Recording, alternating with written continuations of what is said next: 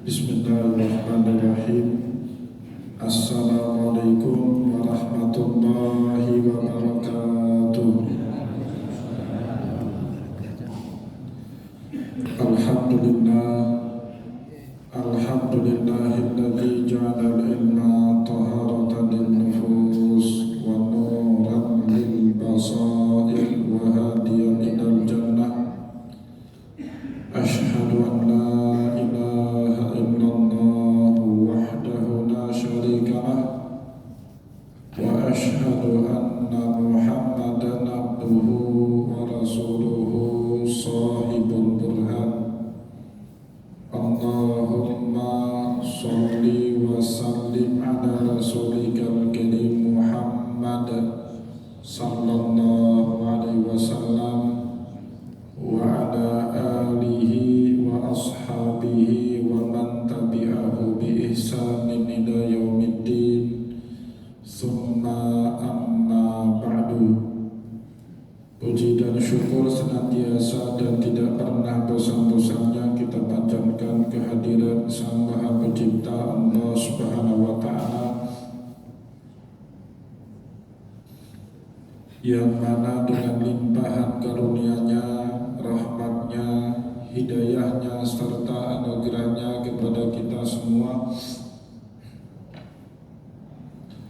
kita kembali masih diberi kesempatan, kesehatan dan usia panjang oleh Allah untuk sama-sama dan senantiasa mengabdikan diri kita di jalan-Nya dengan menjalankan segala perintah-Nya dan menjauhi semua larangan-Nya.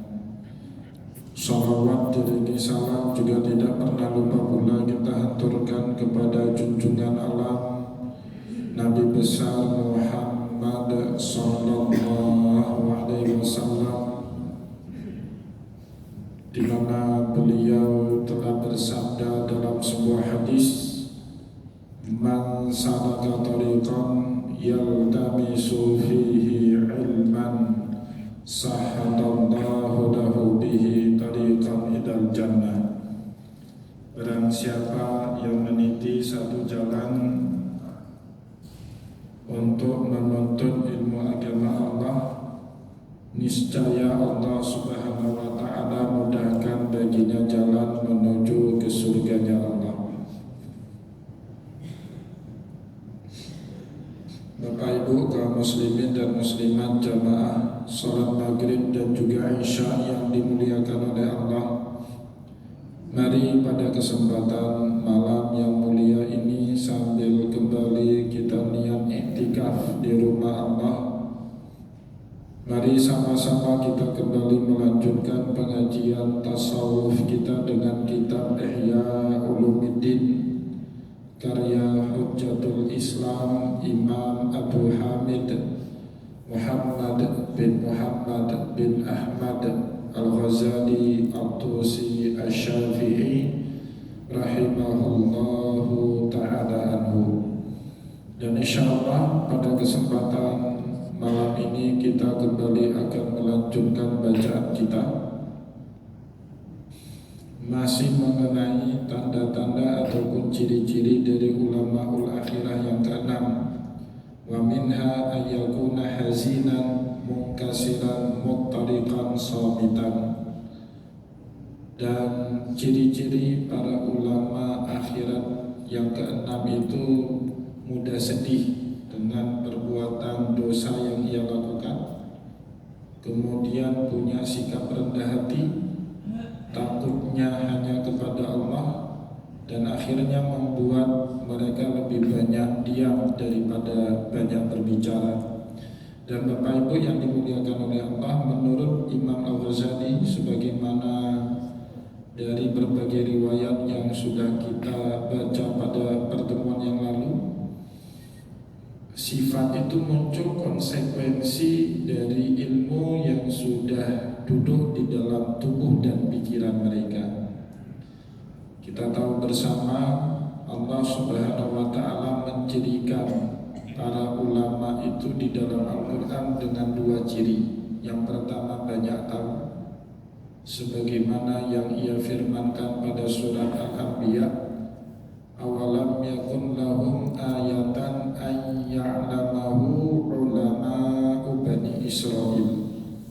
Apakah belum cukup pada diri seorang Muhammad itu terdapat banyak sekali tanda-tanda kekuasaan Allah yang mudah sekali diketahui, diilmui, dipahami oleh ulama-ulamanya Bani Israel atau oleh pendeta-pendetanya Ahlul Kitab. Jadi mereka yang tahu tanda-tanda dan membaca alamat-alamat Allah, itulah yang disebut dengan ulama. Nah, jadi bukan ulama kalau dia ayat Al-Quran pun tidak pintar baca, apalagi ayat yang tak tertulis, yang seharusnya dengan irfani dia bisa membaca ayat-ayat tanda-tanda dari Allah yang tak tertulis tersebut. Yang kedua, kata Allah pada surat Ghafir, ciri-ciri ulama yang kedua, ilmunya itu buat dia makin takut kepada Allah. Innama yakhshallaha min ibadihi ulama. Hamba Allah yang paling takut kepada Allah ya ulama. Jadi yang membuat dia punya karakter lebih tenang, ya, tidak banyak bicara atau lebih banyak diam dan takut sekali dengan Allah, itu kompensasi dari ilmu yang ia kuasai. Sebab itu pada pertemuan yang lalu kita juga sudah membaca keterangan yang diberikan oleh Imam Al-Ghazali dalam menyifati para ulama ul-akhirah. Faman ahata ilmuhu bidzalik, barang siapa yang ilmunya dipenuhi dengan ilmu-ilmu nubuwah seperti yang diajarkan Nabi kepada sahabat dulu, atuma khaufuhu wa zahara khusyu'uhu, maka pada saat itu besarlah takut dia kepada Allah. Ya, besarnya takut seseorang kepada Allah membuat dia takut untuk melakukan perkara-perkara yang dilarang sama Allah. Nah, itu kompensasi dari ilmu yang banyak yang membuat dia kemudian takut kepada Allah. Atuma khaufuhu wa zahara khusyu'uhu, dan nampak khusyuk dari mukanya mereka, dari raut mukanya mereka, dari gestur tubuhnya mereka. Sebagaimana Allah Subhanahu wa ta'ala menyifati siapa saja orang-orang yang mengikuti langkahnya Nabi dan para sahabat dalam surat Al-Fathu, sebagaimana ayat yang sudah kita baca pada pertemuan yang lalu. Allah Subhanahu wa ta'ala berfirman, Muhammadur Rasulullah, Muhammad itu utusannya Allah, walladzina ma'ahu asyidda'u 'alal kuffari ruhama'u bainahum, dan orang-orang yang bersama dengan Muhammad tegas kepada orang kafir, ruhama'u bainahum, tapi berbelas kasih dengan sesama mereka. Tarahum ruk'an sujada yabtaghuna fadlan min rabbihim wa ridwana, senantiasa kalian melihat mereka rukuk dan sujud semata-mata mencari ridha dan pahala dari Allah. Simahum fi wujuhihim min atharis sujud, terlihat tanda-tanda kesolehan di muka mereka dari bekas sisa sujud yang mereka lakukan. Ya, begitu juga firman Allah dalam surat Al-Baqarah ayat 273, lil fuqara'il ladzina usiru fi sabilillah la yastati'una darban fil ard yahsabuhumul jahilu aghniya ta'rifuhum bisimahum. Orang-orang fakir yang tidak bisa bekerja karena dedikasi mereka di dunia dakwah dalam menyebarkan ajaran agama Allah dianggap oleh orang-orang jahil sebagai orang kaya raya, gak butuh kerja tapi bisa hidup, padahal mereka butuh juga, cuma gak nampak mereka sebagai orang yang butuh.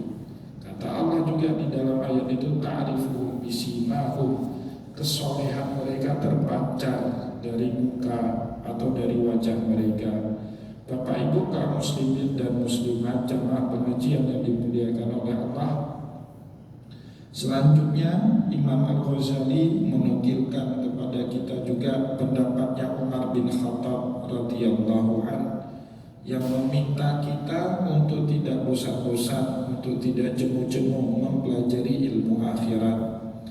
Qala Umar radhiyallahu an, dalam salah satu makalahnya sahabat Nabi Amirul Mukminin Umar ibnul Khattab radhiyallahu anhu berkata, ta'allamul ilma, pelajarilah oleh kalian ilmu.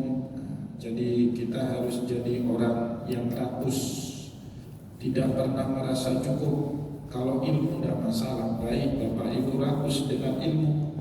Bahkan Imam Al-Ghazali bilang dalam satu makalahnya, ilmu itu tidak benar-benar kita dapati. Ya akhi, lan tanalal ilma illa bisitatin. Wahai saudaraku, wahai muridku, ilmu itu tidak benar-benar kita dapati kecuali pada diri kita punya 6 perkara. Salah satu dari 6 perkara itu al-hirsu, rakus, congok. Nah itu tidak apa-apa, yang nggak boleh itu dalam perkara selain dari ilmu. Cari harta, nah itu rakus juga tidak baik. Atau cari kedudukan, rakus, menghalalkan semua cara juga tidak baik.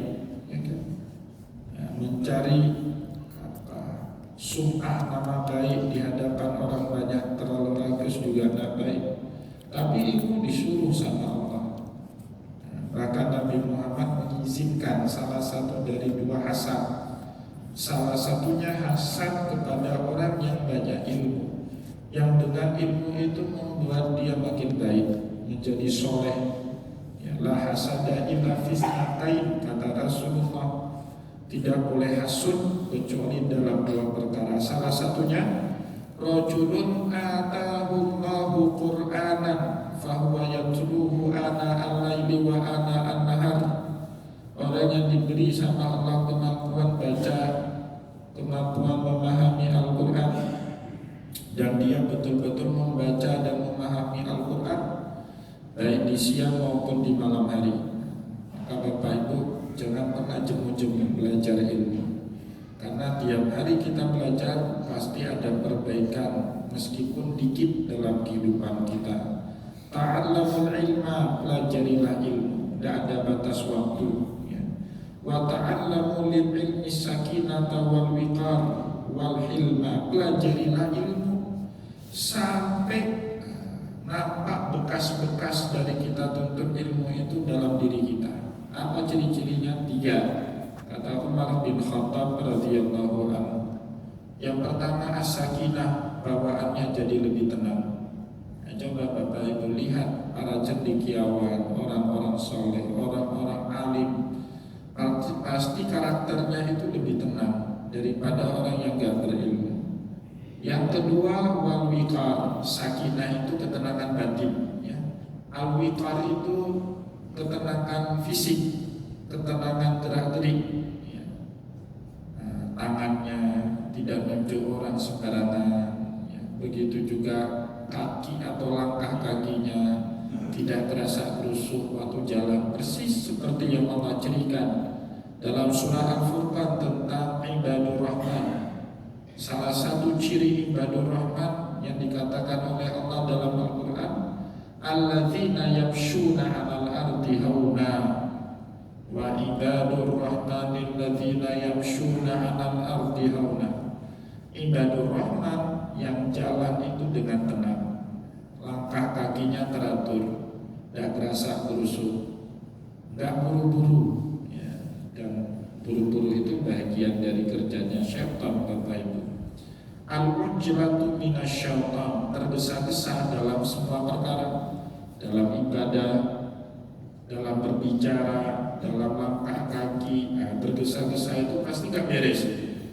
Tidak ada hal yang sempurna yang dilakukan dengan buru-buru, dengan tergesa-gesa. Maka kata Umar bin Khattab radhiyallahu anhu, pelajarilah kita ilmu sampai bekas-bekas ilmu itu terpatrikan pada diri kita. Minimal 3 tandanya. As-sakinah, punya ketenangan pikir, ketenangan batin. Yang kedua wal wiqar, ketenangan gestur tubuh.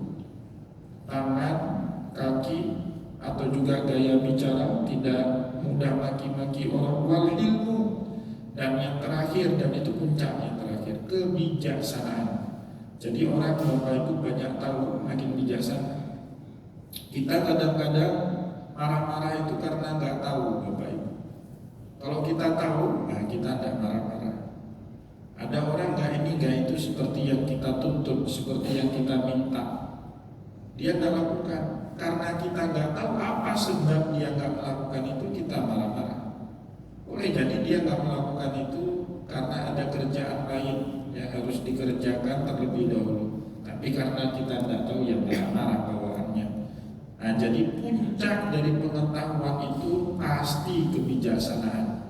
Saat kita sudah punya kemampuan mengetahui banyak, tidak mungkin enggak Bapak Ibu, yang namanya kebijaksanaan itu akan muncul sendiri dalam diri seorang manusia. Tandanya ilmunya setengah matang kalau dia alim tapi kurang bijak. Nah, itu tandanya ilmunya masih setengah matang. Ciri-cirinya apa? Gampang nyalahin orang. Ciri-cirinya apa? Gampang marah. Ciri-cirinya apa? Kurang sabar. Ciri-cirinya apa? Tidak suka bersyukur. Nah, itu semua ciri-ciri orang yang ilmunya itu belum matang. Wa tawadhu liman tata'allamuna min, dan bersikap rendah hatilah, tawadhu, terutama dari orang yang kita timba ilmu dari orang tersebut. Ini contoh yang paling baik sahabat Nabi, bagaimana mereka bersikap rendah hati dalam berhadapan Nabi, meskipun mereka tahu jawaban, tapi kadang-kadang lebih memilih beradab daripada menjawab. Bapak Ibu kan sering dengar dalam hadis, para sahabat tahu jawaban tapi memilih menjawab Allahu wa Rasuluhu a'lam. Itu paling contoh paling bagus dalam hal ini Bapak Ibu, pada saat khutbah wada atau pada saat khutbah haji wada di Padang Arafah, Rasulullah SAW berkhutbah panjang lebar. Dalam satu cuplikan dakwahnya atau khutbahnya itu Rasulullah bertanya, atadruna ayyu yaumin hadza, tahu nggak kalian ini hari apa? Mana mungkin para sahabat tidak tahu ini hari apa, kan itu hari Arafah, tanggal 9 Zulhijjah. Tapi para sahabat demi memilih beradab kepada Rasulullah, semuanya sepakat menjawab, Allahu wa Rasuluhu a'lam, Allah dan Rasulnya lah yang lebih mengetahui. Ya, maka Rasulullah jawab, Alaisa hadzal yaumul Arafah, bukankah ini adalah hari Arafah? Bala ya Rasulullah, baru jawab benar ya Rasulullah. Itu bentuk adab Bapak Ibu. Nah, kemudian ditanya lagi, ayu syahrin hadza, ini bulan apa? Semua sahabat tahu itu bulan Zulhijjah. Haji itu di bulan Zulhijjah, Arafah itu di bulan Zulhijjah. Tapi mereka memilih beradab, Allah wa Rasuluhu a'lam. Baru Nabi bertanya balik, alaisa hadza bi syahri Dzulhijjah, kankah ini bulan Zulhijjah? Bala ya Rasulullah, benar ya Rasulullah. Ditanya lagi, ayu biladin hadza, ini bulan apa? Baru mereka kembali jawab, Allah wa Rasuluhu a'lam. Atau ini negeri apa? Ayu biladin hadza, ini negeri apa? Allah wa Rasuluhu a'lam. Alaisa bil ardil haram, bukankah ini tanah haram? Bala ya Rasul. Nah, itu Bapak Ibu, tanda para sahabat itu kadang-kadang meskipun tahu tapi milih beradab. Itu sering sekali Abdullah bin Abbas, Abdullah bin Mas'ud, itu kan sahabat-sahabat alim Bapak Ibu, tahu banyak. Tapi kadang-kadang saat ditanya sama Nabi, mereka tanya balik. Satu hari Abdullah bin Mas'ud dites sama pendeta Yahudi, dites mengenai isi Al-Quran, dan beliau tahu jawabannya, tapi karena di situ ada Nabi, beliau isi dulu. Ajib am ata'addab ya Rasulullah, saya jawab pertanyaan Yahudi itu atau saya beradab? Beradab artinya ya biar Nabi aja lah yang jawab. Apa sih gunanya bola lampu kalau ada sinar matahari, ya kan gitu, kan nggak ada gunanya. Ini pagi hidup nggak lampu? Nggak ada guna kan hidup. Kenapa? Ada sinar matahari. Apa sih gunanya jawaban para sahabat kalau di situ ada Rasulullah? Nanti kesannya sok-sokan mengajari ikan berenang kan gitu. Nah, maka para sahabat lebih milih ajib ata'adab ya Rasulullah, saya jawab pertanyaan itu atau saya beradab biar Anda ajib, kata Rasulullah, kamu jawab. Nah, baru Abdullah bin Mas'ud meladeni debat sama ahlul kitab itu. Kenapa ada tuntunan kan dalam agama itu, wala tujadilu ahlal kitabi illa billati hiya ahsan, jangan berdebat dengan ahlul kitab kecuali kalau kita menemukan argumentatif yang jauh lebih baik daripada argumen dia, kan gitu. Kalau bapak ibu kalah argumen, takutnya agama kita yang jadi korbannya bapak ibu, padahal kitanya yang bodoh. Nah, jadi kalau ilmunya nanggung, baiknya jangan debat. Kalau bapak ibu gampang emosian, ilmunya nanggung, dibilang kalah itu Ka'bah, kan orang Nasrani atau orang Yahudi kan sering bilang umat Islam kan sama seperti orang Hindu nyembah batu, buktinya Ka'bah itu. Kita orangnya temperamen, pakun aja buang. Itu yang rusak citra agama apa dia? Agama lah. Kalau kita nggak punya kemampuan argumentasi yang bagus, lebih bagus menghindar, beradab lebih bagus. Nah, maka bapak ibu, kata Khalifah Umar bin Khattab, wa tawada'u liman tata'allamuna min, beradablah atau berendah hatilah Anda di hadapan orang yang Anda ambil ilmu dari dia. Waliyatawadda' lakum man yata'allama minkum, sebagaimana juga kamu berendah hati di hadapan orang yang belajar ilmu darimu. Nah, jadi timbal balik, bukan satu pihak, saling merendah. Jangan meninggi dan Rasulullah sehebatnya Nabi bapak ibu, kita tidak pernah ragu mengenai begitu mulianya Nabi kita Muhammad. Tapi Nabi juga diperintah sama Allah untuk bersikap rendah hati di hadapan para sahabatnya, ya kan? Apa kata Allah? Waqfid janahaka liman ittaba'aka minal mu'minin. Muhammad, rendah hatilah kamu di hadapan pengikutmu dari kalangan kaum mukminin. Perintah Allah. Padahal sahabat semuanya menghormati Nabi, tapi Nabi disuruh juga untuk rendah hati. Bahkan Nabi dilarang keras untuk bersikap kasar, dan itu hukum sosial bapak ibu. Siapapun yang bersikap kasar, bersikap keras terhadap orang lain, meskipun dia Nabi, pasti dia nanti ditinggal oleh orang banyak, meskipun Nabi. Maka Allah perintahkan Rasulullah dengan curahan rahmat dari Allah, maka bersikap lemah lembutlah kepada sahabatmu. Fabima rahmatin minallahi lintalahum. Muhammad, dengan curahan rahmat yang Allah beri. Coba suami kasar sama istri pasti digugat cerai, atau istri kasar sama suami ditalak sama suami. Ini hukum sosial ya. Nabi kasar sama umatnya, ditinggal Nabi itu sendiri ya. Atau sebaliknya, umat keras sama nabinya, kena azab ya kan? Seperti Lut, umat Nabi Nuh, Fir'aun dengan Nabi Musa. Nah, maka itu jadi hukum sosial bapak ibu. Nabi pun kena hukum itu. Maka sebab itu Rasulullah diminta untuk bersikap lemah lembut.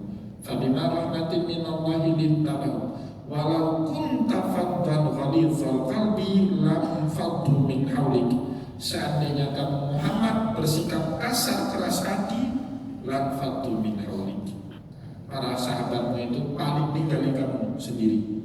Fa'fu anhum wastaghfir lahum wasyawirhum fil amr. Bentuk sikap rendah hati Nabi itu apa? Fa'fu anhum, mudahkan atau maafkanlah kalau sahabatmu ada salah sama kamu. Wastaghfirlah, kalau perlu minta ampun kepada Allah atas dosa-dosa yang mereka lakukan. Wasyawirhum fil amr, jangan lupa ajak mereka musyawarah. Nah, itu keterlibatan partisipasi publik bahasa kita sekarang. Nabi Muhammad padahal selalu dibimbing sama wahyu. Tapi Rasulullah bukan tipikal orang arogan yang suka ngambil keputusan sepihak tanpa tanya kanan kiri.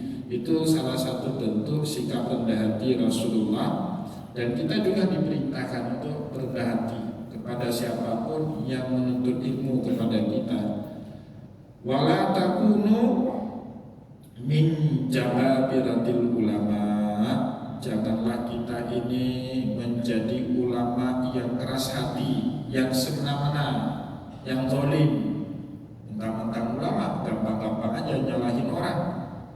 Mentang-mentang ulama sok-sokan di hadapan muridnya atau di depan jamaahnya. Itu disebut di dalam nasihatnya Umar bin Khattab dengan istilah jababiratul ulama. Ulama yang suka-suka hati, gampang-gampangan. Kan sekarang banyak lah ya, ngeludak tuh, hina baru-baru ini ya, hina jamaah penjual teh. Itu jababiratul ulama, merendahkan orang di majelis itu tidak boleh, Bapak Ibu ya. Nasihatnya Umar, wala takunu min jababiratil ulama fala yakumu ilmukum bijuhlikum. Kalau itu terjadi, ilmu kita itu tidak mampu menutupi kebodohan. Jadi ilmu dia punya, tapi ilmunya kurang sehingga kebodohannya nampak keluar sama orang. Apa ciri-cirinya? Marahan, gampang marah, gampang rendahkan orang, bersikap sombong, berlagak diri paling hebat karena keturunan Nabi. Andali keturunan Nabi, baca kitab tidak bisa. Andalinya keturunan Nabi aja. Padahal di dalam agama kita kan dilarang bangga-banggain nasab, Bapak Ibu kan. Inna akramakum indallahi atqakum. Bukan karena nasab yang paling mulia, tapi ya karena ketakwaan kita kepada Allah. Kalau kesombongan kita, keangkuhan kita, kesokan kita itu nampak, berarti ilmunya tidak mampu menutupi kebodohannya. Berarti apa? Bodohnya lebih banyak. Bapak Ibu orangnya tinggi besar, jahit baju itu tidak cukup kainnya 1 meter kan? Minimal kan 3 meter. Kalau jahit baju orang badannya gede, kainnya cuma 1 meter, bajunya kekecilan, nampak auratnya Bapak Ibu. Orang gede, maka bajunya juga, kainnya juga harus cukup. Itu juga kalau kita bodoh, Pak, berarti harus banyak belajar supaya apa? Kebodohan itu tertutupi dengan ilmu. Tapi kenapa dia dari ucapan mau kasar, rendahin orang, berarti hakikatnya dia orang bodoh. Ilmunya itu belum mampu mengcover, menutupi kebodohan dirinya. Wa yuqalu, sehingga dikatakan juga oleh Rasulullah di dalam satu hadis, ma'atallahu abdan ilman illa atahu ma'ahu hilman wa tawadu'an wa husna khulqin wa rifkan fadzalika huwal ilmun nafi'un.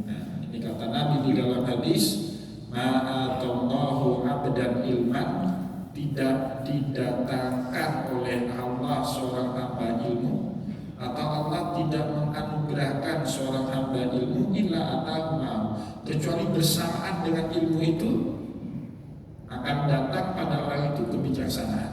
Jadi konsekuensi logis dari orang berilmu itu apa? Dia jadi orang yang bijak gitu, Bapak Ibu. Konsekuensi logis kalau kita makan apa? Kita jadi kenyang, ya kan? Konsekuensi logis Bapak Ibu minum air, hilang dahaganya, ya kan? Konsekuensi logis kalau kita rajin olahraga, sehat badannya. Itu juga konsekuensi logis saat seseorang berilmu, berbarengan dengan itu Allah juga akan berikan kompensasi, salah satunya kebijaksanaan. Yang kedua, watawadu'an, rendah hati dan nyombong. Yang ketiga, wa husnul khulqin, punya akhlak yang baik. Yang keempat, warifkan, lembut, karakternya jadi lembut, lebih santun daripada orang yang gak punya ilmu. Fadzalika huwal ilmun nafi. Jadi kalau ada orang berilmu, dokter, tapi nyelesain masalah dengan otot itu dokternya dipertanyakan, Bapak. Atau profesor kadang-kadang berantem juga itu. Saya kan sering dengar itu di kampus kadang-kadang profesor lemparan kursi. Kalau di DPR wajar ya pada namanya. Tapi kalau di kampus lemparan kursi, waduh ini, aduh, ya udah jualan juga nih Pak profesornya. Profesor itu nyelesain masalah dengan otaknya, ya. Kalau petinju nyelesain masalah dengan ototnya, kan dua hal yang berbeda. Fadzalika huwal ilmun nafi. Pada saat itu ada pada diri seseorang, itulah yang dimaksud dengan ilmu yang bermanfaat, ya. Wafil athari, atau di dalam riwayat yang lain Rasulullah berkata, man atahullahu ilman wa zuhdan wa tawadu'an wa husnu khulqin fahuwa imamul muttaqin.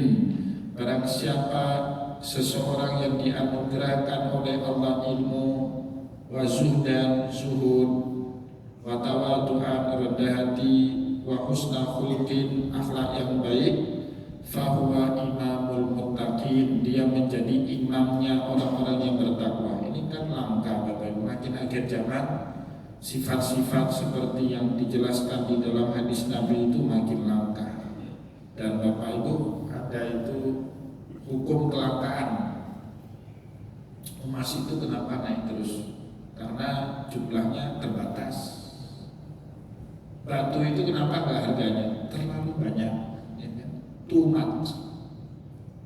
Kanguru itu Bapak Ibu, kalau datang ke Aceh, kanguru, ada satu hewan kanguru di Aceh, itu pasti rebutan orang nonton. Walaupun karcis untuk nonton kanguru itu 100.000, jadi kita beli demi untuk bisa lihat kanguru. Tapi di Australia terlalu banyak kanguru jadi hama. Kadang-kadang diracun itu kanguru, jadi hama, nggak ada manfaat. Ya gitu juga Bapak Ibu, di akhir zaman itu kata Rasulullah, tuba lil ghuraba, senanglah kalian dianggap orang aneh. Bapak Ibu punya ilmu, zuhud, rendah hati, ya di tengah orang yang suka pamer, yang suka menyombongkan harta atau disebut dengan flexing sama orang sekarang, yang suka nampak-nampakin ke orang lain, itu kan jadi orang aneh di tengah zaman yang hidupnya seperti itu. Tapi tidak usah khawatir, makin unik kita, makin langka kita, makin bernilai tinggi kita. Bukan hanya di hadapan Allah, tetapi juga di hadapan sesama manusia. Yang pasti orang akan cari karakter orang seperti itu. Fahuwa imamul muttaqin, bahkan orang yang punya sifat seperti tadi, mereka lah yang akan menjadi imamnya orang-orang yang bertakwa.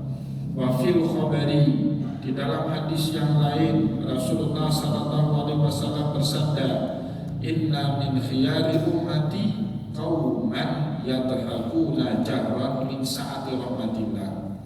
Nah, ini hadis ini penting sekali Bapak Ibu ya. Termasuk dari umatku yang terpilih, satu kaum yang yadhakuna jahran, tertawa bukan terbahak-bahak ya. Kalau terbahak-bahak itu bertentangan dengan hadis Nabi, tidak boleh. Kafkah dalam hadis tertawa terbahak-bahak itu, kafkah itu ciri-cirinya setan ya. Tapi yang yadhakuna jahran itu tertawa yang kedengaran suaranya. Itu kan. Kalau ketawa terbahak-bahak, wah sambil pukul-pukul meja terpingkal-pingkal, itu terbahak-bahak, itu tidak baik.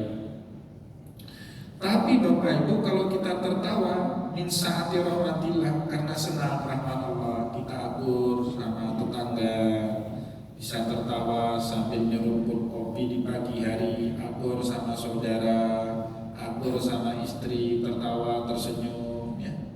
Nah itu Allah Subhanahu wa Ta'ala anggap itu termasuk umatku yang terpilih, kata Rasulullah ya. Maka bapak-bapak banyaklah tertawa. Sebelum tertawa itu dilarang, banyak-banyak ketawa. Nah, jadi saya suka aja lihat orang tertawa, tertawa sampai terdengar suara ketawanya itu, karena senang ada rahmat Allah di situ kan. Kalau lapar bisa ketawa nggak? Enggak. Maka saya lihat habis pengajian di masjid ini, suara wajah jamaah senang semua. Kenapa? Minimal ada bubur. Minimal. Ya, kalau ada nasi tertawanya lebih kencang lagi.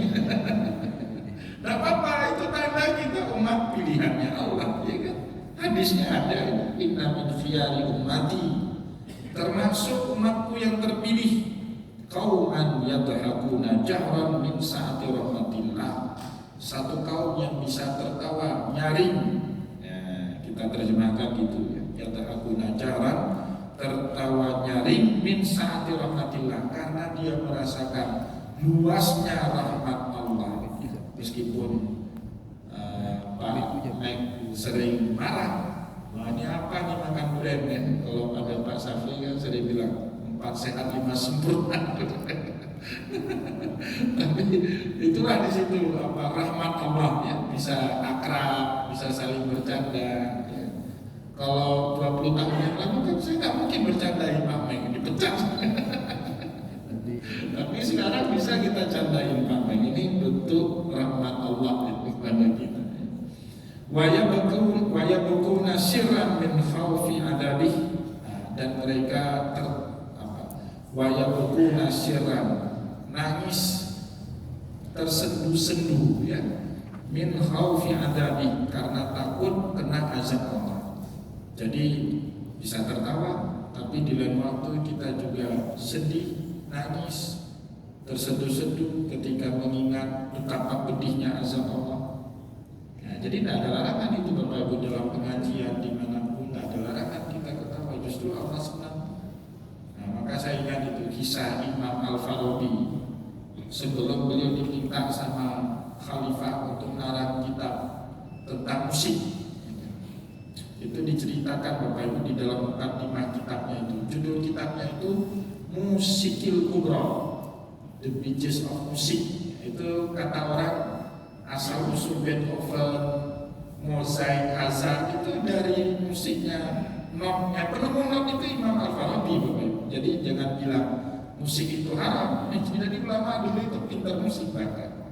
Jadi penemu not itu yang pertama ya kitabnya Imam Ibnu Arabi, Al-Farabi, bukan Ibnu Arabi, Al-Farabi. Nah, jadi beliau buat not Bapak Ibu. Not Bapak Ibu yang ngerti seni baca not langsung bisa main musik kan. Kalau kita nggak ngerti sini apa ini, bingung kita kan. Nah, itu yang buat Imam Al-Farabi. Jadi satu hari beliau diundang di istana, diundang sama khalifah dari dinasti Khalifah Al-Mutawakkil Billah, salah satu khalifah di dinasti Bani Abbas ya. Nah, dulu Bapak Ibu di istana raja itu sambil jamuan makan itu kan hiburannya musik. Ada gesek seperti gitar atau apa, bukan gesek itu seperti biola, ada petik seperti gitar, ada pukul ya, seperti band, gamelan itu kan alat musik, atau duf itu rebana rapai kalau gitu.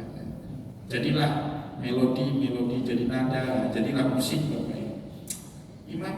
Imam Al-Farabi merasa ini main musiknya nggak pintar.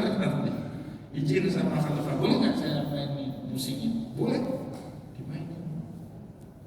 Wah, kita orang senang dengan musik. Jadi ternyata Bapak Ibu, kalau kita masuk ke restoran itu kan ada musiknya.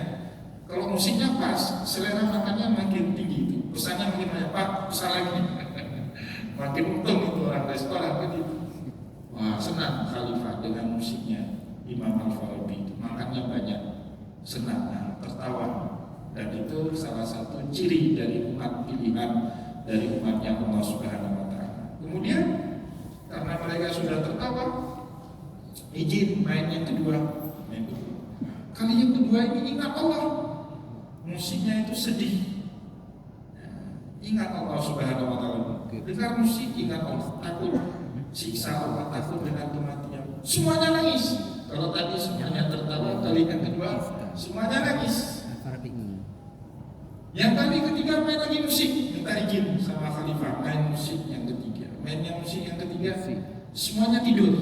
Bapak Ibu kan ada itu musik enak kita dengar sambil tidur kan. Kalau bapak-bapak ini hobi tidur waktu dengar khotbah Jumat. Tidur. Lalu Imam Al-Farabi pulang. Besok dipanggil lagi terus sama khalifah. Bagaimana kamu bisa mainkan alat musik itu dengan bagus sekali? Oh, ini cerita. Boleh nggak kamu apa yang kamu ceritakan itu kamu tulis dalam kitab? Ini buat Pak. tulis dalam 1 minggu selesai. Store sama Khalifah dulu di dinasti Abbasiyah. Kenapa banyak ilmuwan muncul di zaman dinasti Abbasiyah? Kitab itu dihargai dengan emas per kilonya, Pak. Sekarang kita beratnya 1 kilo emas. Okay. Apresiatif penguasa masyarakatnya kepada ilmu, sehingga orang berlomba-lomba untuk ilmu. Sekarang kenapa banyak orang ingin jadi anggota dewan? Karena Bapak Ibu kasih apresiasi kepada anggota dewan. Kalau datang anggota dewan berdiri, Pak Dewan, Ketua, apakah Pak Ketua? Ulama datang, Bapak Ibu hadiri, ya, sehingga anak-anak kita nggak mau lagi jadi ulama. Iya kan? Saksi nikah pun Pak di zaman jahiliyah sekarang, saksi nikah itu politikus. Itu aneh bagi saya. Karena kata Rasulullah, la nikaha illa biwaliyin wa syahidai adlin. Dan sah nikah kecuali ada wali dan 2 orang saksi yang adil. Adil itu orang taat beragama. Politikus makin jauh agamanya itu. Ini di tempat kita kok bangga pejabat, gubernur, bupati, itu paling banyak dosanya itu Pak. Seharusnya ulama yang Bapak Ibu panggil jadi saksi nikah. Nah, ini nanti jangan ada di jamaah masjid saksi nikahnya bupati senang dia bangga. Salah. Nggak pernah Rasulullah bilang suruh pemimpin kalian jadi saksi nikah. Enggak, wasyahidai adlin, 2 orang yang paling adil. Pemimpin itu paling adil. Ordal dulu ditambahkan, kan ada adil itu. Nah, jadi Bapak Ibu jangan berbangga di suatu tempat yang dilarang kita berbangga sama syariat. Ya, Bapak Ibu kalau ada orang paling soleh di kampung Imasin, dia Bapak Ibu suruh jadi wali saksi nikah pernikahan anak kita, dia disuruh. Berkah itu pernikahan. Nah, Bapak Ibu yang dimuliakan oleh Allah. Ya. Jadi oleh sebab itu Imam Al-Farabi buat orang tertawa, buat orang menangis. Tertawa bersyukur dengan rahmat Allah, nangis dengan azab Allah. Nah, itu ciri-ciri umat Nabi Muhammad sallallahu alaihi wasallam yang paling baik. Bapak Ibu kaum muslimin dan muslimat, jamaah pengajian yang dimuliakan oleh Allah, kita cukupkan ya bacaan kita pada kesempatan malam ini. Insyaallah pada pertemuan yang akan datang kita akan lanjutkan kembali bacaan kita pada malam ini. Semoga apa yang telah kita sampaikan tadi bermanfaat kepada kita semua.